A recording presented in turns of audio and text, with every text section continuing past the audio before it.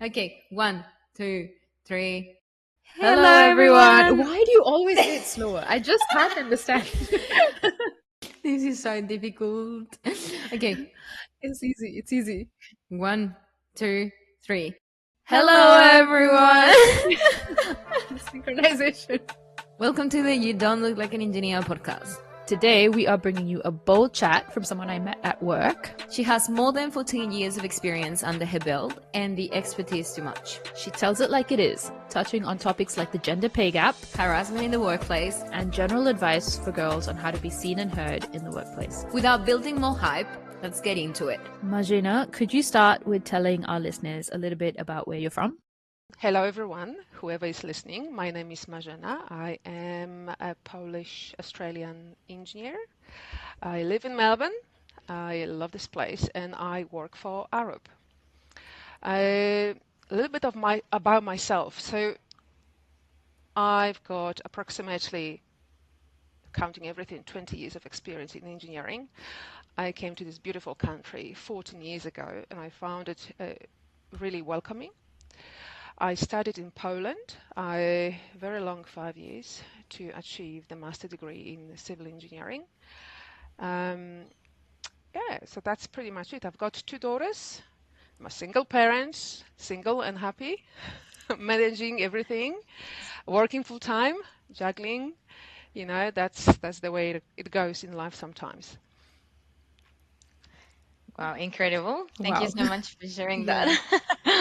That's a great introduction. I have so many questions. So you went to university in Poland, right? Where was that That's the correct. place? Okay. How was sort of like the transition? Or transition between the studying the information and coming to Australia. So I found that the university, how they sort of teach us, I think, it's everything. You have to be good in everything. They teach you mechanics, biotechnology, chemistry, any kind of type of engineering, mechanical engineering, structural engineering, everything in civil.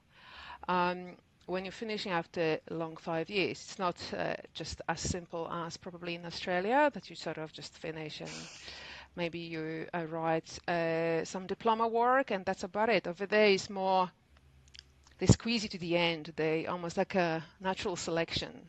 Like I remember there was almost 200 people starting on their year 1 and finished only 30. So they, like I said, natural selection.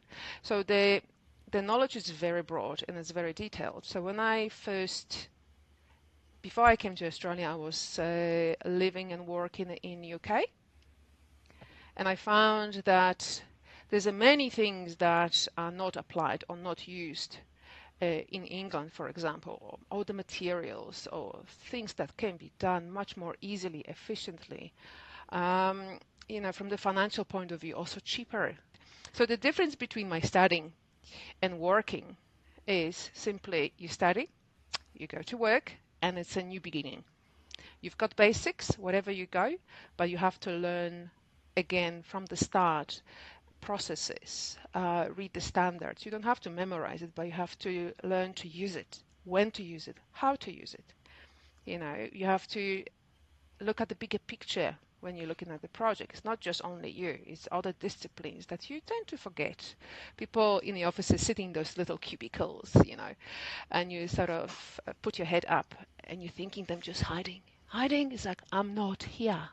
And I tend to go up and talk to them because I want make them aware. It's like, hey, my drainage influence what you're doing. What you're doing influence what I'm doing. So just, let's keep it in the loop. Let's just looping and be advised, being copied in emails so we all know where we are, what's happening, and there's any possible problems that, someone's not going to do the big eyes. But saying that, Polish university degree, it's brilliant. The gives opens many doorways. It's not one-way directed. I could be engineer working on the building side. I could be engineer working in the offices. I would be engineer designing some utility stations. I could be in council offices, chemical mechanical, anything.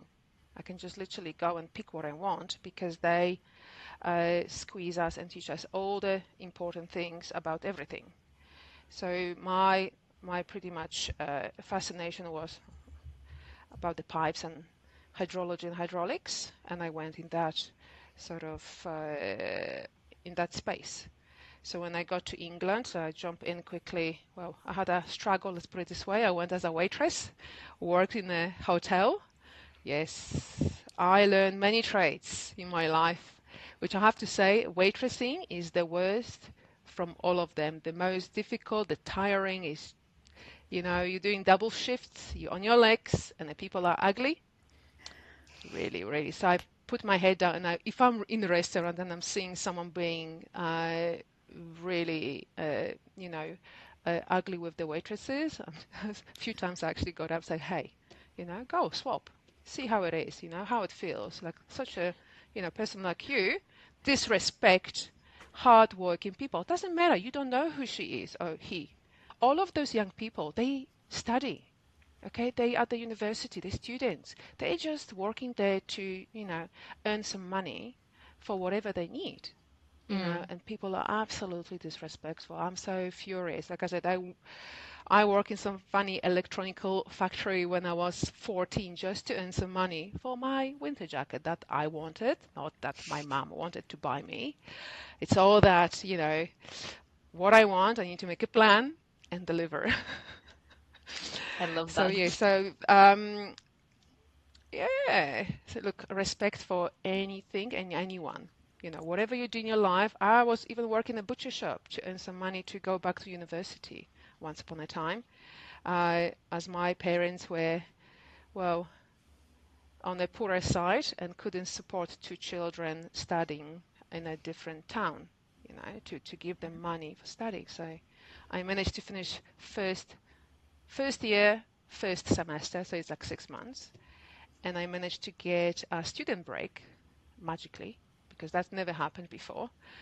And I work in a butcher shop 6 days per week from 6 to 6. Oh, big days. So I saved for the whole. Yeah, look, it's that's another hardcore thing, dealing with people and axes and knives. But there is no shame in any job you do, and people should be proud for what they're doing in life. End of story. So going back to engineering. So I went through a long process of difficulties to get where I am at the moment. But where did the motivation to join a STEM pathway come from? I don't know, just the logic, I think. Logic and my skills. So my motivation was, I think, starting in primary school, where my teacher told me that I will never be good for university or any kind of higher degree because I should probably be a hairdresser. Wow. And her evaluation came from the fact that my mom worked in a factory and my dad worked on a building site as a supervisor, all physical work. Okay, so that was her evaluation of me. This is where I got really upset, and I said to myself, why this woman seeing my future like that? It's not fair. Also, why is she judging me from where I'm coming from? Just because my parents are uneducated, by meaning not having university degree or anything like it, and they are physical workers. So this is where it started. It's like, right, nobody's gonna tell me who I'm gonna be. This is me gonna tell myself who I want to be. And when I was, I think, grade 4 or 5, I looked at the sort of market, what's happening, and I look into the future. Like, what do I need to have these days to get a good job? I was like, oh, I need to have primary school finish, maybe secondary or like college, and that's it. A few years later, I evaluated that again. It's like, oh, so now you have to have a college and something extra after that. And I remember when I was in college as a sort of 13, 14, 15 years old young woman, I looked like, right, now these days you need to have primary school, college, university, you have to know 2 fluent languages and have postgraduate study and at least 10 years of experience. It's like, right, where am I going to get all of that? Especially the 10 years experience when you're like in your 20s. So I started to look at, so my choice of college was very general. So there was a general school that had all the basic subjects like physics, chemistry, mathematics, Polish, English, German, and whatnot. And I gave myself time to figure it out, what I want to do and who I want to be in life, in my life. And this is at the end of it, I thought, right, what do I like, really? It's like, oh, I like mathematics, science. It's cool. Physics is cool. Chemistry, terrible. But I will just put it aside. It's like, what else? It's like, oh, I'm very artistic, so I paint, draw, sculpture, build, you name it, you know. It's like, right, so if I combine those two together, what can I do with it? You know, because some people, I'm asking, like my brother's children, it's like, what's your skills? Oh, I like basketball. It's like, right, okay, what else? Right? That's not gonna give you any good job, really, because you're not gonna be a professional. So I look at it, it's like, right, so what about architecture? There's science there. There's definitely technical drawing, you know, visualization. It's a good way to go, you know. But then I looked like, right, so after that, after long 5 years, what am I going to have? Where I'm going to go? Like my parents don't have any connections. The architectural offices are small, so it's niche market. To get there, like to open up your own even, it's like, oh, I've got no money. Parents got no money, so it's a no-go. I look at the structural engineering, but I saw some subjects which just didn't talk to me at all. It's like, right, that's definitely not for me, and I was right. So I looked at the civil engineering. It's like, okay, there's a technical drawing, there's some subject that I kind of know about. My dad worked on a building site, putting into the ground big heat pipes and whatever, sewage pipes and whatnot. It's like, right, so if I'm going to have a problem, I'm going to ask him. It's like, yeah, I like that. It's a science and some creative work, let's put it this way. So this is the way I've chosen my occupation, because many friends of mine just went and did the marketing because they didn't evaluate their skills, and they end up finishing 5 years of studying and not working in marketing because that wasn't the thing that they wanted to do. You know, you have to spend some time to find out what your skills are and where you can place them. You know, even arts, you could have think like, oh, you can be an artist. Like, not necessarily. You know, there's creativity in everything. Creativity brings innovation. So if you don't do any artistic things, you're limiting yourself from being a creative person and sort of, you know, looking outside the box. What's in there? You know, like with everything, we've got innovation happening every now and then by just calling one product something else. You know, using it to something else.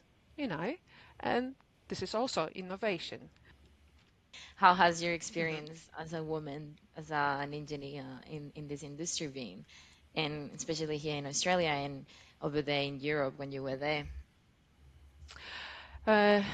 Good and bad, I would say.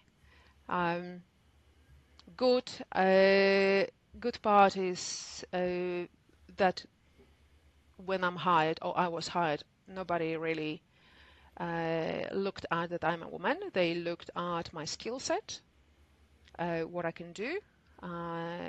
If they ask me any questions, they just look or listen to what I have to say. So that is a bonus of it, that nobody sort of, like even in Poland, you know, had a questions. Do you have a boyfriend? No. Oh, you're going to have one day. Do you have kids? No. Oh, so I'm not 100% available one day, you know, to keep myself working. So in here, it's a little bit different. The same was in the UK. Nobody really evaluated me by looking at me as a woman or man. But pay-wise, definitely yes. Even here in Australia, there's a big gap still for women in any kind of position, if it's the graduate or managerial or whatnot. There's a big gap between us and men still. still something that the company should work towards to change, because we are not worse than they are. Sometimes I think we are better, actually. I don't think, I know we're better. I love it. We are better. Look, they tend to talk around the block, and we tend to look into the little gaps, and we tend to visualize and see sort of something that they don't see yet. But when it comes, you are the person that already mentioned that before, but you've been dismissed, simply saying, that's what's annoying part of being woman engineer. You have been, or I've been many times dismissed, or even sort of through the recent sort of WPT project, the person who was reviewing my design mentioned words, is designer, please design acknowledge, in a way that I was like, oh, it's like a slap in the face, that this must be done. It's like, okay, I am not a child. That is one. Please do not talk to me like that, okay? It's a professional company, and we are all professionals. Look, I kind of dismissed that because I was tired and I just wanted to move on forward. But I got that really ugly comment saying, do you acknowledge? Like, yes, I do. Stop repeating yourself, please. You're not my father. Okay, I know what needs to be done. And we are in this phase that are many unknown. So this is nothing I can do about it. But anyway, so the bad things about engineering are those things, that you are dismissed and your ideas are not good enough. Also, another thing is, in my experience from other countries, is that Australia is lacking in sort of from technology point of view.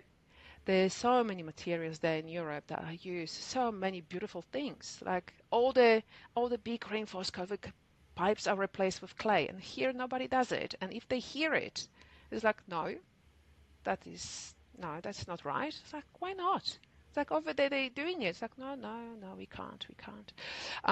Another thing, I have to say, I never went for a Christmas party, neither in England or Australia. Never. I went once in Poland when I was working there for a little team building event. Okay, and some people had too much to drink. Some words were spoken by my male supervisors, which then forced me to leave the company. So that's another sort of sexist problem that many even young ladies don't mention, or they kind of dismiss, or they don't know where to go. Even there was actually one lady in a recent company I worked, that on my sort of just before I exit the company, she mentioned to me something like that. Very similar thing happened to her, that some funny commentary from the other male engineer. And I said to myself, my goodness me, it's like that will never end. And I advise her to, look, if something like this will happen, next time you're going straight to HR. Okay? It's you guys not buddies. Okay? You're not friends from university or whatever. That's a working place. Okay? And we all should follow some rules. And as we go, every time we join the new company, we're going through this whole process of training, right? How to recognize sexual harassment, what to do about it. But then when we're working, we tend to forget that. But that's ongoing. Wherever I went, that happened. So hence, I don't go to Christmas parties just to avoid that, Because if I really like the place where I'm working, I just want to stay there. Yeah. Good and bad, that always come together. Those are two very, very interesting, important topics, I think, that you touched on there, like the pay gap and also like the harassment side of things as well. We keep hearing that there's like a leaky pipeline. Do you think that the sexism side of it is a big part of why women leave this industry and just decide to work in another one? 100%. Yeah. If you look around, if you go to the office, it's pretty much packed with guys, male engineers all around. Yeah. It's kind of, depending who you are, it could be quite intimidating, to be sort of surrounded. Once upon a time when I was working in London, that was my first gig in London, in England in general, as a graduate engineer. So there was a small consultancy, and literally I could have tell that one of the owners, 60, 60 something, just liked me too much. So to the point that he actually said, "Oh, Marzena, please, you're gonna sit next to me, you know, in this room here next to me because I want to see what you're doing." So I'm thinking, oh my God, I just want to survive 6 months. So I've got something in my CV that I can use to get a new job, okay, in engineering, not waitressing, just engineering. So please, just I was just hoping he's not gonna do anything creepy. So he, any moment, sort of during my working day, he was just leaping behind my shoulder, like face to face, like, "What are you doing?" And he was breathing in my ear. I was thinking, "Oh my God!" And then once upon a time, we went to see one of the architects, and we were designing some drainage and structural design for, I think, school. It was a school or some sort of building. And I was sunbathing on that weekend, so I was nice and brown. His question was, "Oh, Marzena, you've been sunbathing?" It's like, "Yep." So, "Are you this brown everywhere on your body?" And I'm thinking, my God, what do you do? I'm with a guy on the train. Okay, there's no witnesses. I'm thinking, there's no HR even. Okay, in this tiny consultancy of 10 people. And I'm thinking, my God, I need to run before things can get worse. So I managed to get out. You have to sort of, I'm patting myself in the shoulder that I survived this time, and I managed to sort of squeeze myself, like, just one more month, just do your thing, stay away, and because it was creepy. That's so creepy. Shit. And this is where people living. Inappropriate, very inappropriate. They've got a nasty manager that is a sexist. Doesn't say straight in your face, but it will do different kind of work on you. Say, "Oh, this is wrong," or "This design is not right. The report is wrong. Blah blah blah. You did this mistake. Will make you feel, it's this kind of harassment just to kick you out from the team, sort of thing. Little by little, it will get into you when you've got someone like that being nasty to you. And I heard many stories from my female friends in engineering, about the sort of male managers not being nice. Even my experience with my one of my previous employers was, one of the project manager was just, if you've got your team, right? You are stand behind your team. You can't stand against them. And they call it shitty engineers, shitty designers. Like, how come you go to a client and say that? It's like so unprofessional. Like, I feel like someone punched me in the face. And he put some stuff for me in my absence, so to speak, into the report, and then asked me to answer the questions when the client said, "What's that? Why is this here?" Like, I didn't put it in there. Marzena, you have to reply to it. You have to answer comments. It's like, why? I was like, why is it even there? Blimey. I don't like it. But there is no place in this world which is perfect. But definitely that's one of the reasons the women leave the industry, and they don't want to work as engineers from many aspects. There are some people thinking that we are only good to be in the kitchen or working as exactly hairdressers, in the retail shopping, nothing else. Being Yeah, mothers or girlfriends, that's it. that this is still such a we still have to challenge the gender roles, but it's really disappointing that they're still making comments like that. It is. Look, yes, look, I came across things like that, and it was just ugly. You've got nobody to talk to even. You go to HR. HR is generally will never stand behind you if that is sort of against a higher grade engineer. Okay, they're just gonna dismiss that. That's about it. He's had a bad day. It's like, really? Every day is a bad day, right? And one of my old friends I worked with, she had some sort of bum grabbing once upon a time on a post-project event, you know. Yeah. So that's what I'm talking about, it's just everywhere. Would that have been recent or like? Oh, that was maybe like 2 years ago or so. Oh, pre-COVID, I would say. Yeah, Pre-COVID, okay. that's pretty recent. Look, there was a complaint, obviously, that went to HR and higher. So I think they made the guy resign. And he wasn't with us that time. He was from a different company, but it just happens everywhere. Everywhere. You're surrounded with men on a daily basis. Like, it's in a way expected that someone will, uh, you know, develop some, let's call it, attraction, okay, Yeah. towards the sort of, when I'm looking at you guys, pretty lady engineer, you know. Yourself Ah, too. ooh.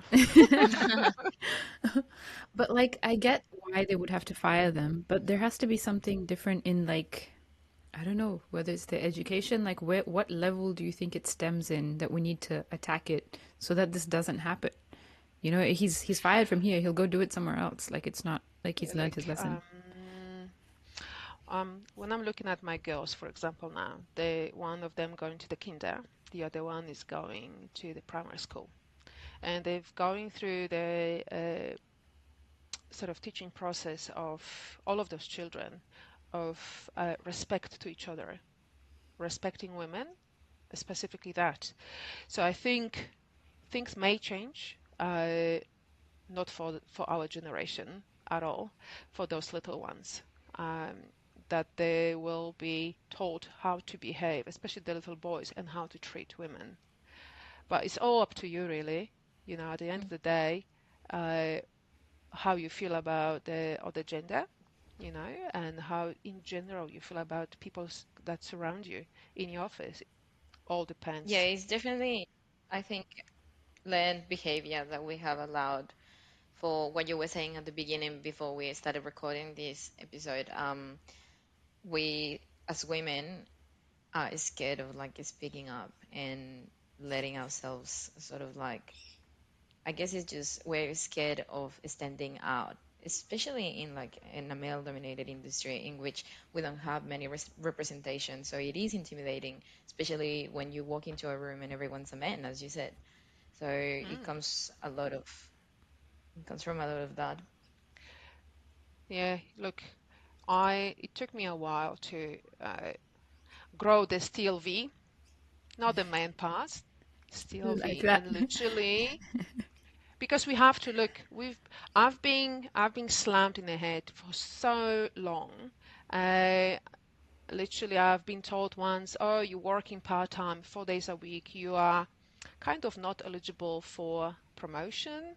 It's like, what this has to do with anything? I'm doing extra hours, so much more work. I deliver on time, even in those 4 days. Yes, I've got the little kids which I bound with, and I have to, there's no other way for me to go around the block.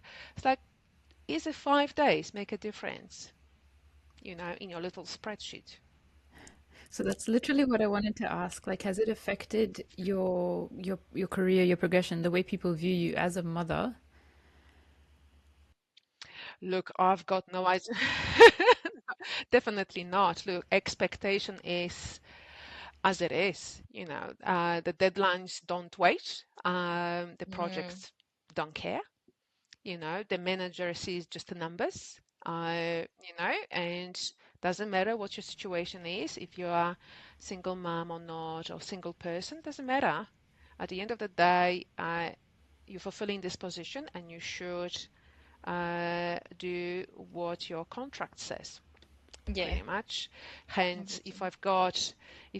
I remember there was the one day I had I think, SID meeting with V-Line and contractors and etc. And I had my both girls at home being sick on COVID, with COVID. So they were like, Mama, could you please come to the toilet to wipe my I was like, yes, in a minute. And everyone is hearing that means like, excuse me, everyone, I will be right back. And I just went and I went back, put my camera on. I was like, Mama, can I give you a kiss? Okay. And I said, excuse me, everyone, my children are at home. We're isolating. We've got COVID. And funny enough, everyone just went with thumbs up. Yeah, you're doing a great job. It's like, okay, that's the first one. That's nice. They just let it slide. But look, if that happened pre-COVID, I promise you guys there would be some people really upset with the situation that I'm on a call with this professional meeting, whatnot, and I've got my kids running around. But like I said, look, it's being mother or being single mother or being anyone has nothing to do what you need to do for work. But like you Yeah. take some time off and then you come back and everything, I suppose, when you came back from like mat leave or whatever was just as per normal, or do people think you're slightly behind or something? Or definitely they think that you're slightly behind because you had that gap. Similarly to if you say took a year off traveling, right? But what I learned in the real time is it will take you around 3 to 4 weeks to go back to the level that you were before the break, literally. So, advice for everyone, do not consider that maternity leave or the break in a traveling or whatever else as something that can lower down your salary expectations. That's a great advice for young professionals. Okay, because that's what I did. I thought, oh, I was so long, and then I had another child, and I went to America. I work a little bit, online, sort of speak with Australian companies, but I could have said I had at least 3 to 4 years break in between. But it literally took me 3 to 4 weeks to go back exactly. It's almost like a riding bicycle.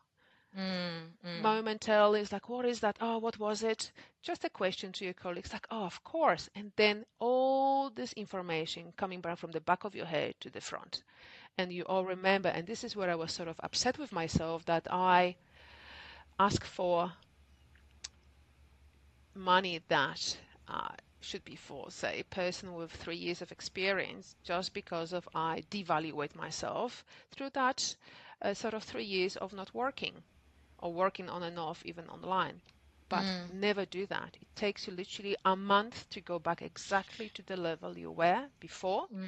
So start with that. You had a break, doesn't matter.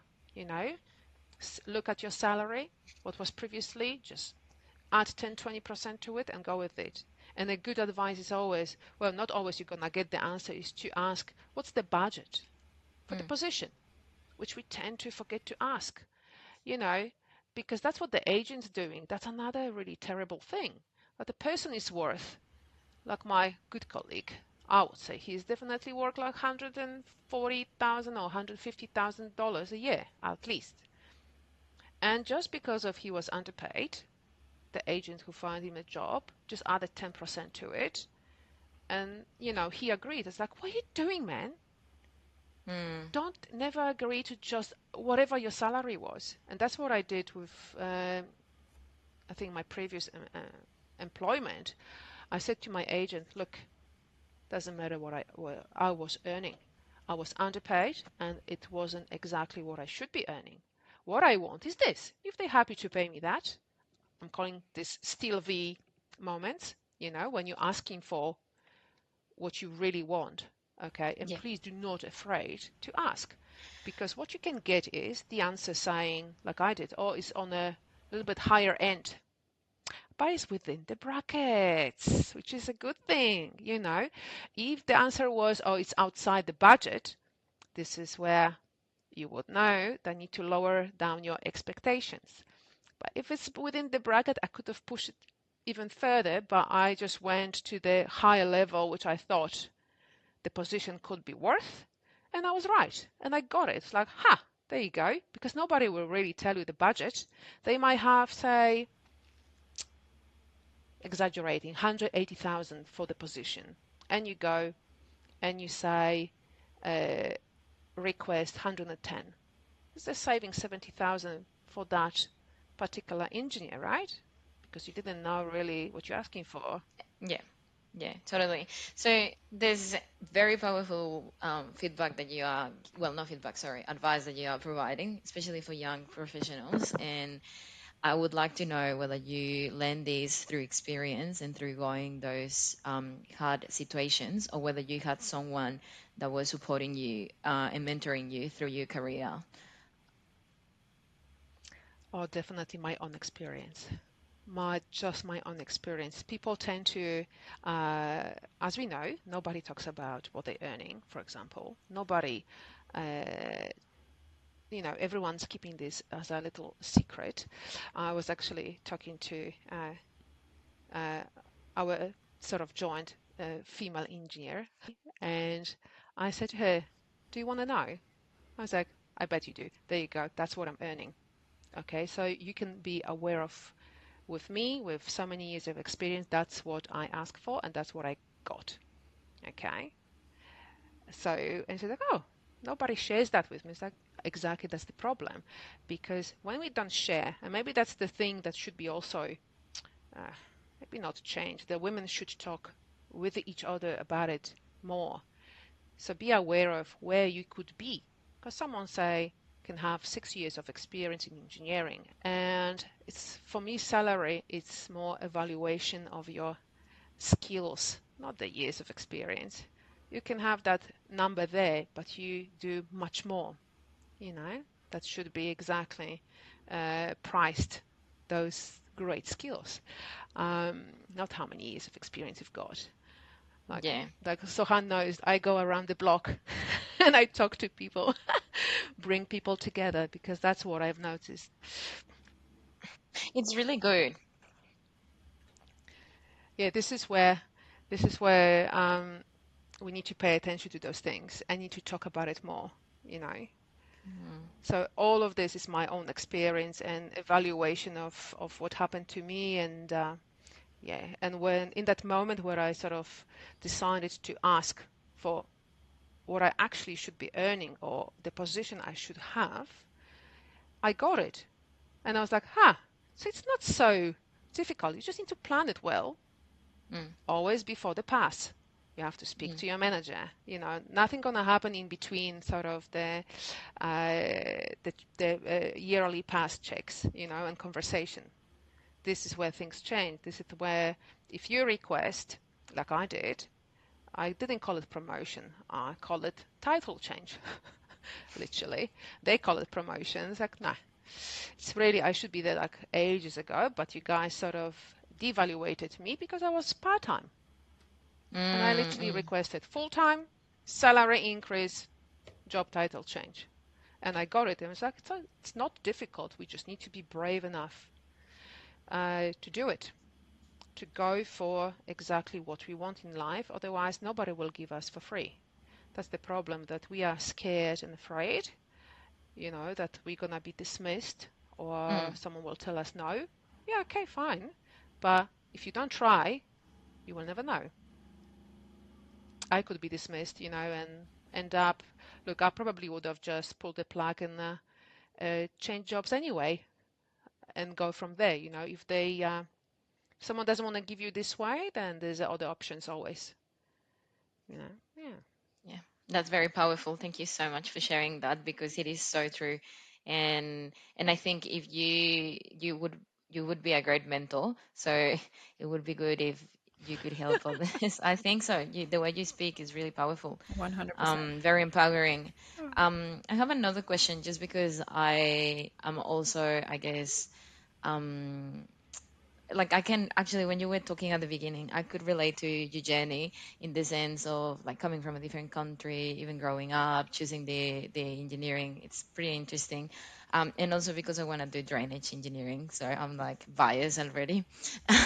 But do you think that, as a bilingual person, do you think that the cultural difference has played a part in your interaction with your colleagues, or even with the clients, or anything here in Australia and overseas in the UK? Definitely, 100%. Look, we are. we are brought up in a special way wherever we are, Australia, England, Poland, just Europe itself. We are taught uh, different things. Like I was taught, for example, uh, that having a job is one of the most important thing in your life, like a life and death thing. Hence, when I went to England, for example, uh, I work super hard, long hours, with a smile on my face.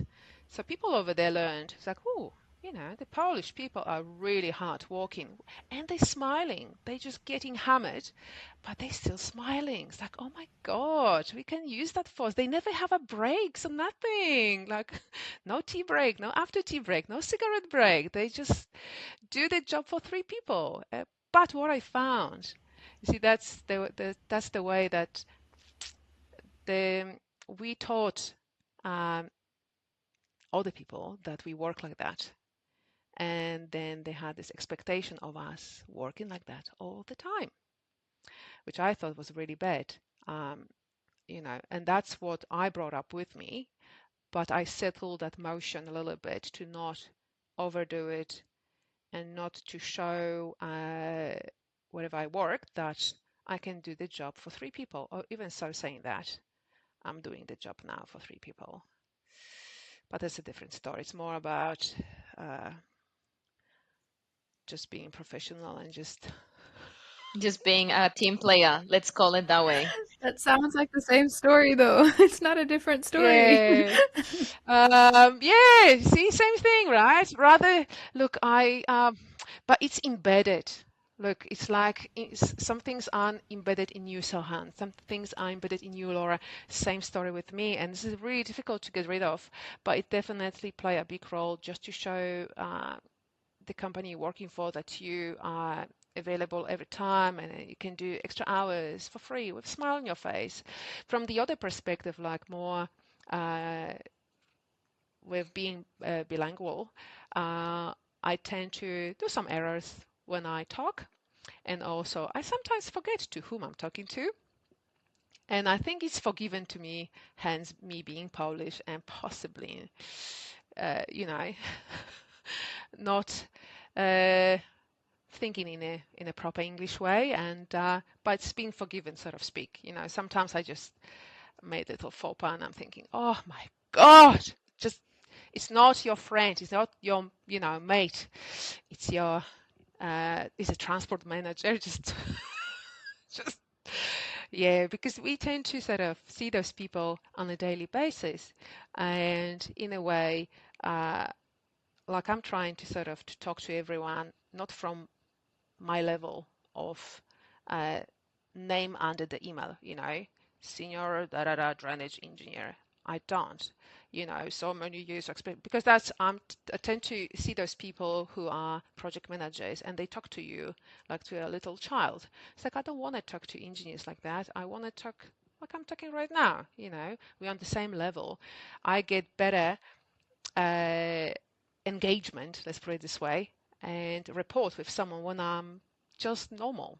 I'm When just a you're normal just human human. talking to you, Hmm. not, yeah, I'm not your boss, I'm not your, higher than you. I'm a team player. So we are in the Mm. same team at the same level.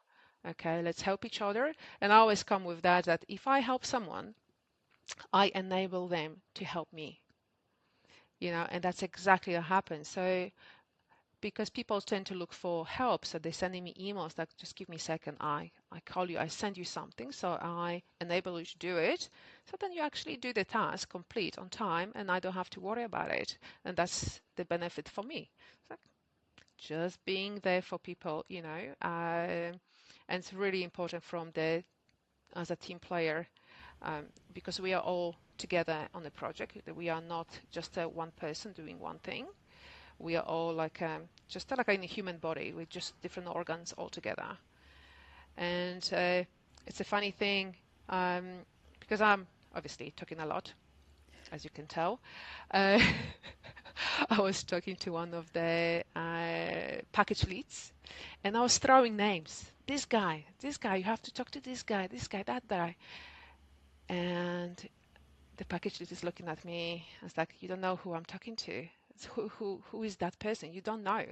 No, I don't. I thought you're gonna be talk a little bit more, and I will figure it out. It's like, no, this gentleman is doing hydrants and hydraulics. This one is doing electrical. This one is doing this, and the package didn't even know Mm. who those people are. So he was coordinating the people, but he didn't know. Oh, yeah.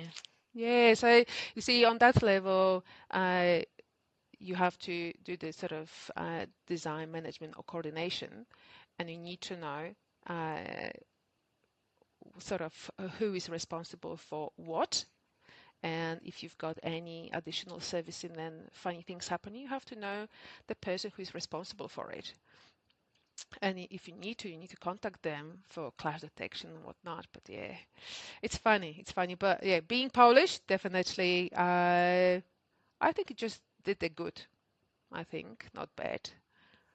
I think we have much more to offer, if being honest. Like, I feel like people now, as you said it, when you were saying, oh, like you have to, in order to have like a job or to be competitive in this industry, any industry, you have to have like Mm. two languages. You have to know this is another skill, right? So if anything, we're Yeah. sweet.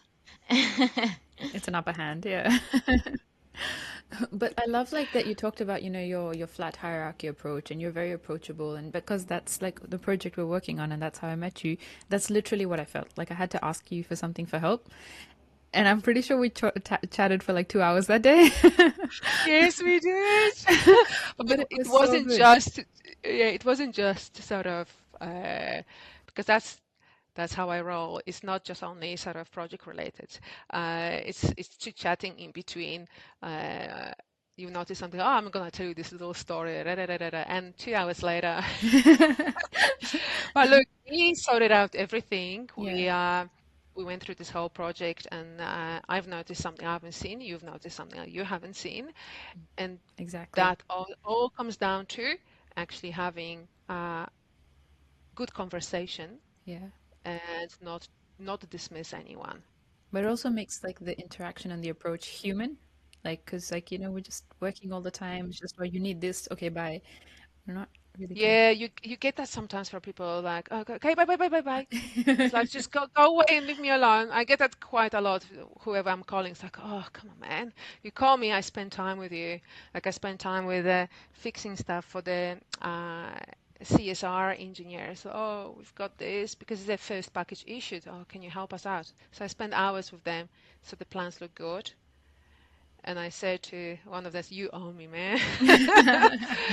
But you know what? At the end of the day, like I said, we are all together in it. And I think that's very important, especially when talking about like gender inequity and like just having a community, especially for women, because we often tend to forget that we have each other to like rely on each other. And I think because we have always Yes. been fighting to prove everyone that we deserve to be we sometimes come across as like bitchy or mean to even other females, and we often forget that in order to sort of like move forward quicker, faster, we need to move together, and we need to facilitate our like progress, because otherwise no one is going to do it. No one cares as much about this about us, because we Hmm. have to, otherwise what are we doing? Yeah. Look, there is no easy path. There is no easy path. There's always, that's your choice how you want to approach climbing up the ladder. I think being approachable is a good thing. Uh, and acknowledging, that's definitely acknowledging the young engineers if they did a really good job. That is just like a price. It's very important. Um, Sometimes I was acknowledged, sometimes was just, yeah, that's her job. It's like, would be nice to say thank you. Even I spent so many hours to help you out. It would be nice to hear thank you. Just that. Nothing else. Yeah, I don't need anything else. Just that little pat in the shoulder. Like, yep. I actually Mm. agree with you so much. And I think that engineering just started to like, I started to realize about this, and I would like to hear your thoughts about this. I think in engineering is a very like no one actually thanks you for anything. Like no one at work, everyone is like sort of pointing out the things that you should have considered or that you should consider, but no one is actually telling you, oh, like great job. And I think it's important because especially as women, we're very you know, we are maternal and we like that sort of like, oh, like you did a good job, encouragement. And I'm not saying like we like validation, but you know, it's good to know that you're doing great. Absolutely, absolutely. Look, that's really, really important, but also on a sort of very organic level. Rather, you can definitely tell if someone's saying this, like, oh, good job, whatever dismiss, or if someone is really like, you did a really good job there. You can feel it, even if you're talking to someone or if it's written, it's really important. I've got here with at Arab a graduate, a male engineer, very bright. I can definitely see a really bright future for this man. But last time I told him, it's like, look, uh, Chris, do not just accept what I'm saying. Okay, do not argue with me. You know, give me ideas. Maybe your idea is gonna be better, and then we're gonna go with it. It's like not always I'm 100% right. Okay, just make a discussion with me and do not never agree to what I'm just saying is actually correct. And you should do that with everyone. Like we had the ones, and he started to do it. But Marzena, I disagree with this. Like, you know what? You're absolutely right. Your idea is a better idea. Let's go with it. And he was like, oh, it's like, yep, I do agree. See, this is what collaboration is all about. It's not about who are holding the power stick. You listen to me because I'm saying to you this must be done like that. No, you argue. If someone tells you something, you argue, or you give an ideas. If it's dismissed, fine. Like literally, I gave my drainage lead an idea. Jesus, 2 months ago.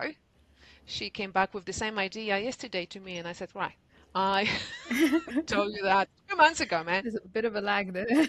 There you go. Go in a circle. Um, so I'm teaching this graduate to sort of to not just accept, to ask questions, to not be afraid, you know.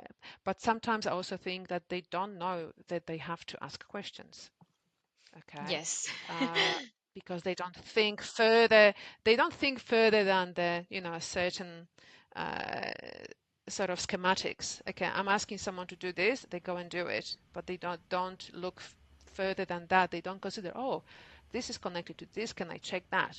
No. Hence me correcting stuff right now. Because yes, but Well, they don't have the engineering judgment that comes with experience. Yeah. yes, yes. Look, it's a designing element that you have to, when you learn it, you have to consider everything around, uh, and what's involved in it. It's not just a moving things from point A to point B. It's more to it.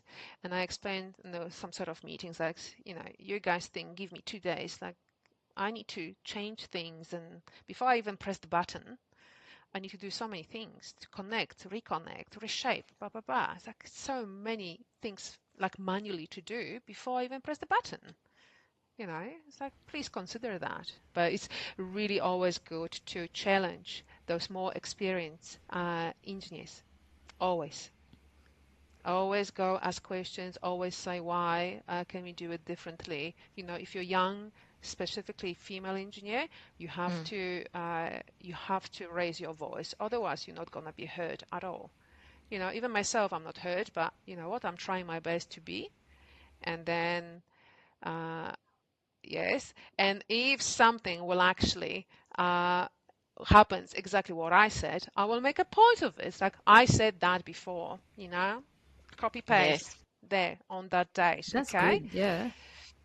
Such good Because advice. it comes then with experience that something like this happened not just once, few times, and the outcome was exactly the same.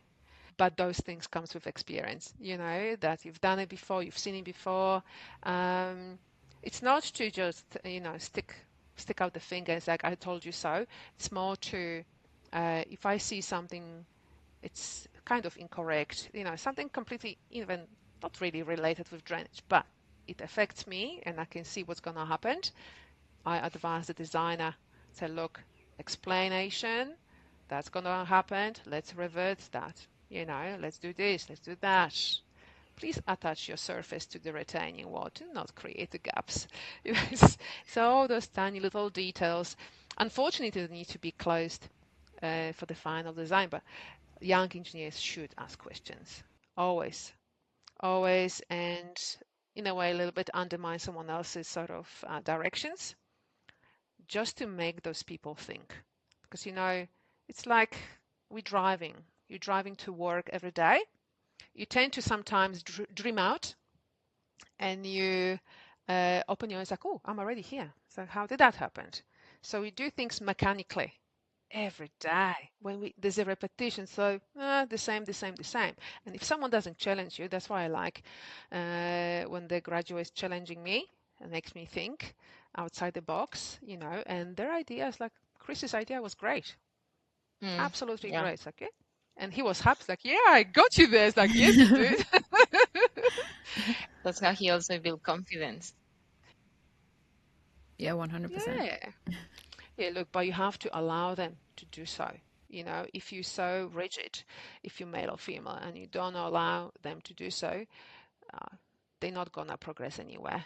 It's just they go follow you like little sheeps. It's like, no, there's many routes you can go around. You can go and discover something interesting. Yeah, so good advice to young engineers and females. You have to be heard, especially us. Yeah. So I was really curious, and you can tell me if this is a silly question, but given all the work still to be done, for gender equity and progress that we need to make, and how difficult things can be sometimes for females, would you want your daughters to be in STEM? Yes, Love it. 100%. Yeah, yeah. 100%. It's fun. Um, it's rewarding. However you see that, it depends also. Whatever they want to do in their life, I will allow them to do so. I'm not going to be forcing my girls to be someone they don't want to be. If they want to go and work in a coffee shop, by all means go. That's your life, and you will design it by yourself. But I will definitely like them to be, or maybe at this one, an engineer, because it's fun. It's fun. Yeah. Once upon a time when I was 15, 16, oh no, sorry, just before I finished college actually, so that's 17, 18, my good friend's father, he was a structural engineer. He told me one thing, Marzena, you've chosen yourself a really good occupation. And I was thinking, really? It's like, yep. It's like, why is that? Because it will always rain and people will always poo. So you will always have a job. You're like much more experienced plumber. Plumbing is like full on. That's the highest earning, job in the world, plumbing. If something breaks in your house, how much money you have to spend, for a plumber to come to your house. Well, I'm lucky, never had the opportunity to experience that, but I heard it's like 500, 600, 1,000 back for repairs. Like, what? What? So, yes, so with that advice, I took on board, and he was right. He was absolutely right. Like through all this pandemic and whatnot, civil engineering still on. Okay, we just have this thing Okay. like where we like to ask like some quick questions just to keep it light, Okay. because everything's like so heavy. So it's just like, what are your hobbies? My hobbies. My hobbies is being arty and crafty. I recently built my coffee table and hallway table, and I painted my whole apartment, put up all the lighting patterns, all that stuff, and built bits and bobs. And I've got a Etsy little shop when I'm selling my children's artwork. That is Yeah, so that's my cool. hobbies. Yeah. If I could go back to my old hobbies, that would be sports motorbike riding, off-road riding, yeah, and snowboarding. Oh my gosh, incredible. Okay, if you were given a Yeah. free ticket to go anywhere, where would you go?